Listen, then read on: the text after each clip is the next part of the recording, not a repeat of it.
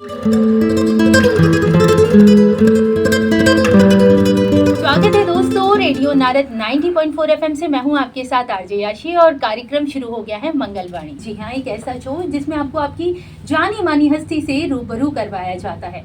तो आज आपके पास मौका है एक ऐसी ही शख्सियत को जानने का जिनको जर्नलिज्म एंड मास कम्युनिकेशन में लगभग 25 सालों का तजुर्बा है, जिसमें 14 years of experience in Doordarshan and 11 years of experience in academics. फिलहाल वो हमारे साथ है लवली प्रोफेशनल यूनिवर्सिटी से असिस्टेंट प्रोफेसर मिस्टर क्रांति आनंद जी। मैं उनका स्वागत करना चाहूँगी। सर, आपका बहुत बहुत स्वागत है रेडियो नारद।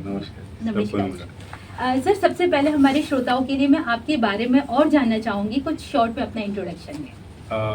मेरा नाम क्रांति आपने बता ही दिया है। मैं दूरदर्शन के साथ जब जुड़ा रहा तो उस वक्त डीडी भारती करके एक नया चैनल है जो आज भी चल रहा है। उस चैनल के ऊपर मेरी बात करके एक प्रोग्राम आता था जो चिल्ड्रन काउंसलिंग के ऊपर था। तो 5 डे वीक था, तो लगभग उसके 400 एपिसोड हमने करे और वो लाइव फोन इन शो था। लाइव फोन इन शो का मतलब है कुछ आपके पास एक्सपर्ट्स आते हैं, आप वो प्रोग्राम देख रहे हैं, उस दौरान भी अगर आप उनसे बात करना चाहें तो स्क्रीन पे दिए हुए नंबर्स पे कॉल करके आप उनसे बात कर सकते हैं जी। तो पूरा लाइव शो था, उसे मुझे करने का मौका मिला। लगभग 400 एपिसोड मैंने उसमें कंप्लीट करे और उसके बाद हमने बहुत सी लगभग 50 से ज़्यादा डॉक्यूमेंट्री फिल्म्स हैं जो हमने दूरदर्शन के लिए बनाई।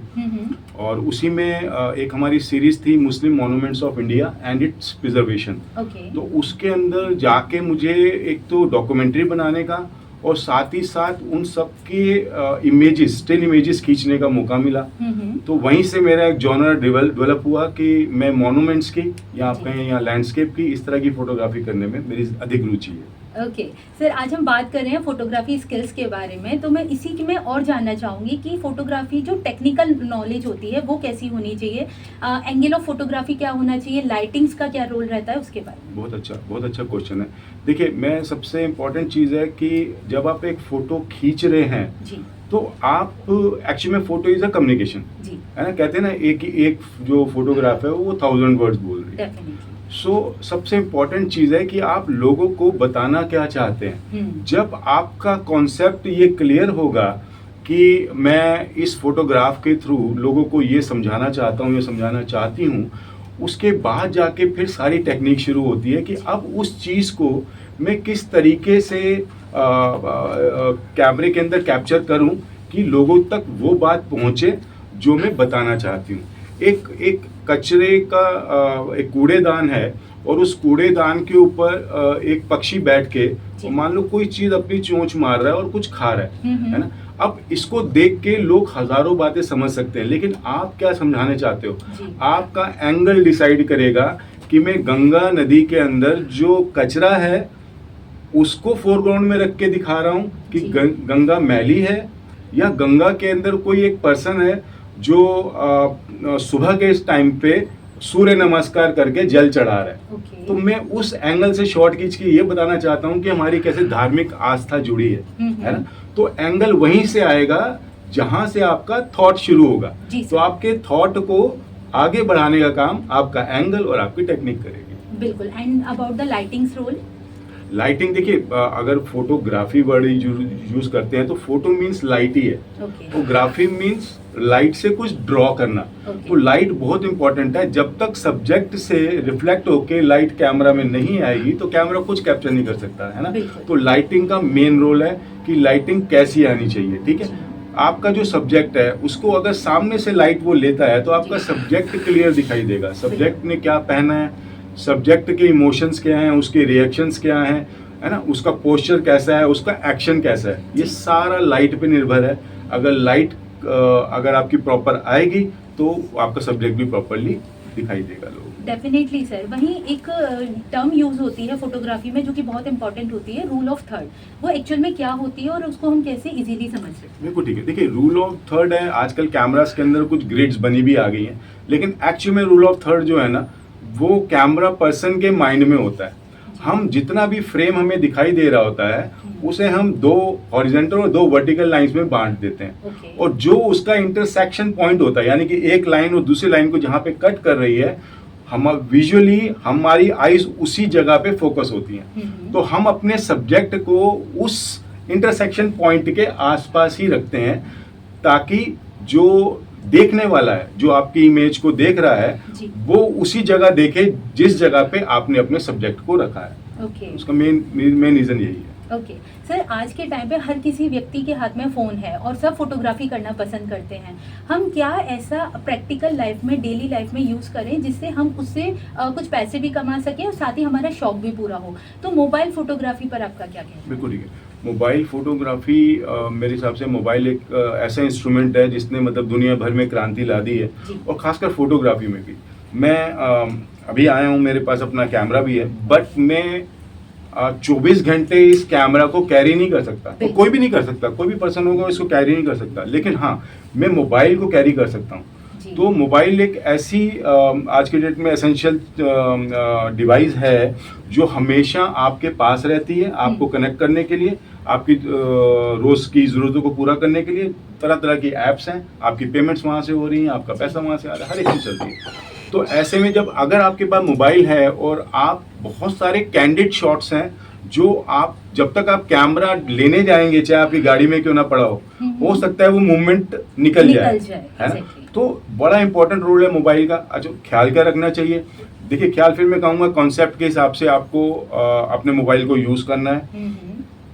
मोबाइल के सबसे इम्पोर्टेंट एक रोल होता है जिसे हम कहते हैं सेंसर। सेंसर बहुत इंपॉर्टेंट रोल प्ले करता है। हालांकि जो हमारे मोबाइल कैमराज हैं उनके सेंसर बहुत छोटे हैं, उनके मेगापिक्सल बहुत ज़्यादा हो सकते हैं। जी। मैं कल किसी से मिला था, उसने बताया कि उसके पास 200 मेगापिक्सल का रेडमी का कैमरा है, मोबाइल है। जी जी। तो खैर वो पिक्सल को इतनी बड़ी भूमिका नहीं निभाते हैं ज़्यादा क्लैरिटी में।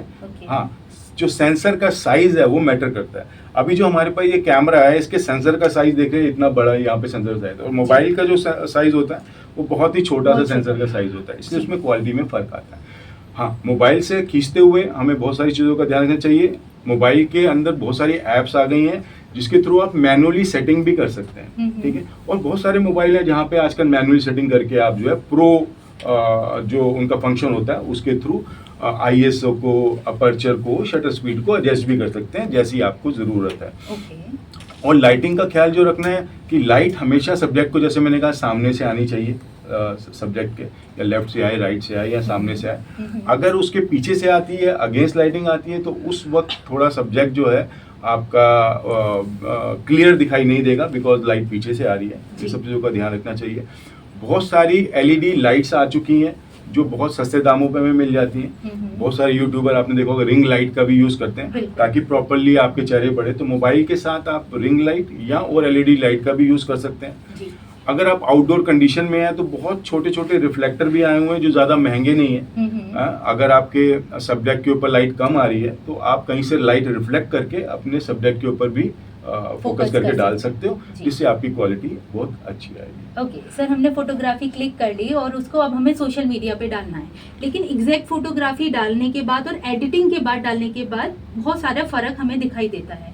एडिटिंग कब करनी चाहिए, कैसे करनी चाहिए और कौन से सॉफ्टवेयर्स को यूज़ करना चाहिए? मैं बताऊंगा ज़रूर। अभी मैं, क्योंकि आज ना AI का दौर आ गया, तो मेरे को लगता है कि सारे सॉफ्टवेयर जो है ना वो फीके पड़ते जा रहे हैं।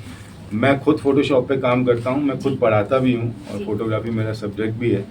तो मैं देखता हूँ कि स्टूडेंट जो है वो फोटोशॉप करना नहीं चाहते, थोड़ा सा डिफ़िकल्ट है, बिकॉज जितने भी प्रोफेशनल सॉफ्टवेयर होंगे उनको करने का एक तरीका होगा, एक साइंस होगी, इसलिए वो थोड़ा हमें डिफ़िकल्ट नज़र आता है। हमें चीज़ चाहिए होती है जो यूज़र फ्रेंडली हो, मैं किसी को टैप करूँ और वो काम हो जाए। तो आजकल ये सारा काम जो है ना वो AI कर रहा है। तो पिक्स आर्ट करके एक बहुत अच्छा AI का इमेज एनहांस का एक्चुअल में वो टूल कह सकते हैं। उसमें अगर आप फोटोग्राफ डालते हैं, आपने अपने सब्जेक्ट का मेकअप भी नहीं किया, आपके सब्जेक्ट पे लाइट भी कोई अच्छी नहीं थी, लेकिन आप अगर मेरे को मिलेगा, मैं आपको उसका रिजल्ट दिखाऊंगा, तो बिल्कुल ऐसे लगता है कि चेहरा एकदम स्मूथ हो जाता है, उसकी क्वालिटी इतनी एनहांस हो जाती है कि लगता है कि फोटोशॉप के ऊपर घंटों काम करने के बाद वो निकलता है। अदरवाइज अगर आप सॉफ्टवेयर कहेंगे तो लाइट रूम है और फोटोशॉप है, जिसके ऊपर जाके हम अपनी पोस्ट में अपनी इमेजेस को एनहांस कर सकते हैं। डेफिनेटली सर, वहीं हम बात करते हैं वेक्टर इमेजेस की, जिसको हम शायद शैडो इमेजेस भी बोलते हैं। उसका क्या रोल रहता है, क्योंकि सनसेट के टाइम पे बहुत ब्यूटीफुल पिक्चर आती है, तो हमें वो किस तरह से लेना चाहिए और कौन सा टाइम ड्यूरेशन को लेना चाहिए? दो हो गई। जो वेक्टर इमेज है वो अलग है, और जो आपने कहा शैडो वाली, that is called salute photography, वो अलग है। वेक्टर इमेज का क्या है, जो वेक्टर इमेज है दो तरह की इमेज है, मैं बता दूंगा। जी। एक रास्टर इमेज होती है, एक वेक्टर इमेज होती है। ओके। ठीक है, रास्टर इमेज ये है कि अगर मैंने मान लीजिए 2 मेगापिक्सल से फोटो खींची है, तो 2 मेगापिक्सल के ज्यादा में जब जूम करूंगा तो क्या होगा, वो आपको ब्लर दिखेगी, या जो जो सी क्वालिटी है उसमें पिक्सल्स नजर आने शुरू हो जाएंगे। जी। बट जो वेक्टर इमेज होती है, वेक्टर इमेज में क्या होता है कि वो जितना आप उसे जूम करेंगे जी। वो ऑटोमेटिकली उतने पिक्सल्स और क्रिएट कर लेगा। यानी कि आप उसे इन्फिनिटी तक जूम करेंगे तो भी उसी क्वालिटी में कोई decrement नहीं कोई भी होगा। फर्क नहीं आएगा। जी, जी। ठीक है, जैसे हम लोग टाइप करते हैं और मैं अपना नाम क्रांति लिखता हूँ और उसको मैं जितना भी जूम करता जाऊं तो वो जो है आपको quality प्रॉपर क्वालिटी खराब खराब नहीं नहीं होगी। होगी। जी, जी। लेकिन अगर आप इन्हें एक इमेज 1920 बाय 1080 में खींची है और उसको आप एक एक्सटेंट से ज्यादा जूम करते हैं तो उसकी क्वालिटी खत्म हो जाती है। तो वेक्टर इमेज क्या है कि वो एक फार्मूलों के थ्रू अपने आप जितना आप उसे जूम करते जाएंगे या जितना आप उसे बड़ा करते जाएंगे Okay. उतने कन्वर्ट करती जाएगी, उतने पिक्सल्स को और Enhance बढ़ाती करती जाएगी, जाएगी। एनहांस करती जाएगी। ओके सर, वहीं अब बात करते हैं कुछ बोनस पॉइंट की कि हमें फोटोग्राफी के टाइम पे क्या क्या चीज़ों का बहुत ख्याल रखना चाहिए जिससे हमारी पिक्चर जो है वो परफेक्ट पिक्चर में चेंज हो जाती है। बहुत अच्छा। देखिए दो तरह के अब कैमरा आ गए हैं, लोग ज़्यादातर मोबाइल से ही फोटोग्राफी कर रहे हैं। तो अगर आप मोबाइल से फोटोग्राफी कर रहे हैं ना, तो सबसे इम्पोर्टेंट है घर में कोई चश्मा ज़रूर पहनता होगा। बिल्कुल। तो जो चश्मे को साफ करने के लिए कपड़ा आता है ना, जी। अगर आप मोबाइल कैरी कर रहे हैं और मोबाइल से वीडियोग्राफी या फोटोग्राफी करते हैं, वो हमेशा आपकी जेब में होना चाहिए। बिकॉज मोबाइल के साथ क्या होता है, जब भी उसे हम पकड़ते हैं तो उसके लेंस पे हमारा हाथ जरूर जाता है। बिल्कुल। और जो कुछ खाया है पिया या हमारा हाथ गंदा है, हमने यहाँ टेबल पे ही हाथ मारा और अचानक से गंदा, तो अगर आपका लेंस साफ नहीं होगा तो आपकी जो पिक्चर है ना वो बिल्कुल साफ नहीं आएगी। ठीक है। है ना, सबसे इम्पोर्टेंट चीज़ है।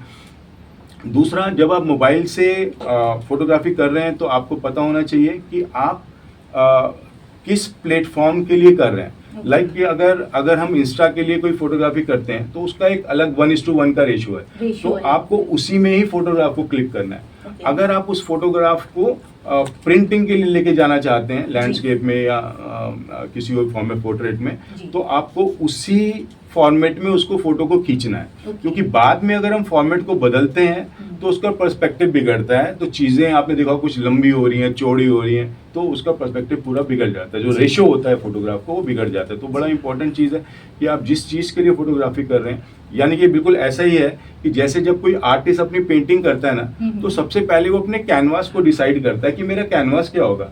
अगर वो पोर्ट्रेट ले रहा है तो उसका पोर्ट्रेट का ही कैनवास होगा। बिल्कुल। अगर कोई वो लैंडस्केप की बना रहा है तो उसका लैंडस्केप का ही कैनवास होगा, है ना। तो ये बड़ा इंपॉर्टेंट है। ये कोई भी चीज़ आप बना रहे हैं, ये फोटोग्राफी भी जो है वो एक तरह से आपका कैनवास के ऊपर कुछ लिखना या कुछ कहना ही है, तो वो डिसाइड करना सबसे इम्पोर्टेंट है कैनवास को। Definitely sir. वहीं आज हम मंगलायतन यूनिवर्सिटी में आए हैं, आपका एक्सपीरियंस कैसा है और रेडियो नारद के जो लिसनर्स हैं आप उनको क्या संदेश देना चाहोगे ऑन फोटोग्राफी? मैं बात कर रहा था जितेंद्र सर, जिन्होंने मुझे कॉल किया, बुलाया, उनका पहले मैं धन्यवाद देना चाहूँगा। दूसरा, जैसे ही मैं गेट के ऊपर आया ना, तो मुझे एक बहुत अच्छी वाइब सी आई यहाँ पे आने के बाद। और उसके बाद जैसे ही मैं एंटर हुआ तो मुझे कहा गया यमुना में आना है और गंगा में आना है। तो मुझे ये सब इतने अच्छे नाम लगे और मेरा बहुत अच्छा एक्सपीरियंस है। हालांकि मुझे आए हुए अभी शायद 1 घंटा हुआ है, बट पूरा एक्सपीरियंस तो मैं नहीं बता पाऊंगा। लेकिन जो मेरी वाइब्स आई हैं अभी, वो बहुत ही पॉजिटिव वाइब्स आई हैं। और नारद के जो आपने कहा लिसनर्स हैं, उनको मैं यही कहना चाहूँगा कि बहुत अच्छा इनिशिएटिव है कम्युनिटी रेडियो का। क्योंकि कम्युनिटी रेडियो एक ऐसा माध्यम है जिससे हम कम्युनिटी से जुड़ते हैं, है ना। क्योंकि बाकी रेडियो का अगर हम एफएम भी देखें तो वो बहुत सारे कमर्शियल हैं, उसमें कमर्शियल एस्पेक्ट है बेसिकली। तो वो जो चीज़ है लोगों के फ़ायदे के लिए, लोगों को अवेयर करने के लिए या लोगों की लाइफ को अपलिफ्ट करने के लिए, वो कहीं ना कहीं कमर्शियल रेडियो के अंदर खो जाता है, जिसको कि कम्युनिटी रेडियो पूरा कर रहा है। तो मैं समझता हूँ कि बहुत अच्छा इनिशिएटिव है आप लोगों का। Thank you so much sir radio Narad के साथ जुड़ने के लिए और हमारे श्रोताओं के लिए, हमारे व्यूअर्स के लिए इतना अच्छा ज्ञान दिया आपने, उसके लिए आपका बहुत बहुत धन्यवाद। आपको भी बहुत धन्यवाद। दोस्तों, तस्वीरें हमारे जीवन की एक ऐसी सच्चाई होती हैं जो हमारे जज्बात को, हमारी फीलिंग्स को, हमारे इमोशंस को कैद कर लेती हैं। क्योंकि कहीं ना कहीं जब हम उन पलों को वापस देखते हैं तो हमें वो पूरा मोमेंट अपनी आंखों के सामने नज़र आने लगता है। आज हमने इसी टॉपिक पर बात करी कि तस्वीरें कैसी लेनी चाहिए और कब लेनी चाहिए, किस डायरेक्शन से लेनी चाहिए और उसकी लाइटिंग्स कैसी लेनी चाहिए। आज हमने बहुत बहुत धन्यवाद किया मिस्टर क्रांति आनंद जी का, जिन्होंने हमें इस विषय पर ज्ञान दिया और साथ ही ये भी बताया कि तस्वीरें लेने का सही समय और सही पल क्या होता है किया। और आपके सामने फिर एक ऐसे ही टॉपिक लेकर आते रहेंगे only on radio Narad 90.4 FM पर। तब तक के लिए मुझे यानी आरजे याशी को दीजिए इजाज़त और सुनते रहिए रेडियो नारद। नमस्कार।